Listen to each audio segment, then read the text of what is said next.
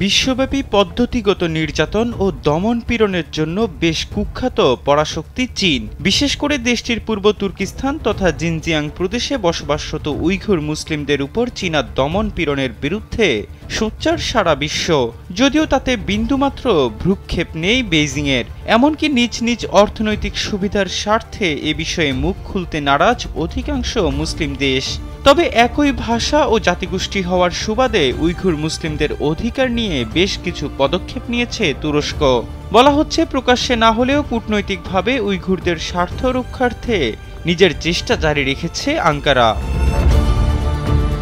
Middle east আইয়ের এক প্রতিবেদনে বলা হয়, চলতি সপ্তাহের শুরুর দিকে চীন সফরে যান তুর্কি পররাষ্ট্রমন্ত্রী হাকান ফিদান। স্যান্ডেলিনা সো, রূপচর্চায় আভিজাত্য।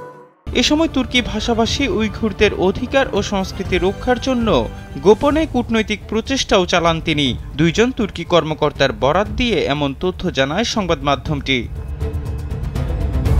বেইজিং সফরকালে হাকান ফিদান চীনা পররাষ্ট্রমন্ত্রী ওয়াং ই এবং ভাইস প্রেসিডেন্ট হ্যাং ঝ্যাং এর সঙ্গে সাক্ষাৎ করেন। সফরকালে তুর্কি পররাষ্ট্রমন্ত্রী জিনজিয়াংয়ের স্বায়ত্তশাসিত অঞ্চলটিতেও ভ্রমণ করেন। 2012 সালের পর এটিকে উইঘুর অঞ্চলে সবচেয়ে গুরুত্বপূর্ণ সফর বলে মনে করা হচ্ছে।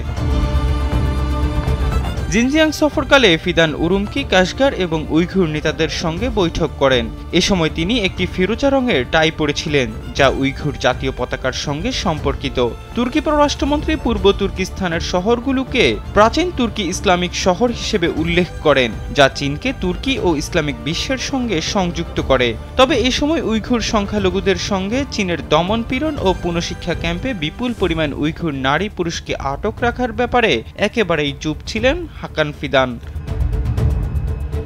তুরস্কের দুইটি কূটনৈতিক সূত্র জানায়, আঙ্কারা বেইজিংয়ের কাছে উইঘুর ইস্যুটি গুরুত্বের সঙ্গে দেখার জন্য জোর দিয়েছে। এ সময় তুর্কি কর্মকর্তারা চীনা কর্মকর্তাদের জানান, উইঘুর তুর্কিদের সাংস্কৃতিক অধিকার এবং মূল্যবোধ রক্ষার বিষয়টি তুর্কি বিশ্ব এবং ইসলামিক বিশ্বের সংবেদনশীলতার সঙ্গে সম্পর্কিত। সূত্রগুলো জানায়, আঙ্কারা চীনের এক চীন নীতির প্রতি শ্রদ্ধাশীল, একই সঙ্গে উইঘুরদের অধিকার রক্ষার প্রতিও গুরুত্ব দেয়।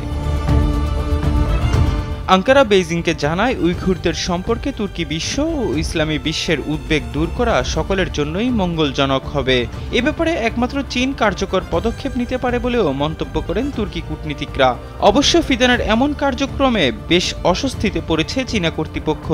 জিনজিয়াংয়ের শহরগুলোকে তুর্কি ও ইসলামিক শহর বলে উল্লেখ করাটা চীনের দৃষ্টিভঙ্গির পুরোটাই উল্টো। তবে বিবৃতিতে এক চীন নীতি ও চীনের অভ্যন্তরে কোনো প্রকার সন্ত্রাসী কার্যক্রমের প্রতি তুরস্কের বিরোধিতা দুই দেশের সম্পর্কে ভারসাম্য এনে দিবে বলে মনে করছেন বিশ্লেষকরা।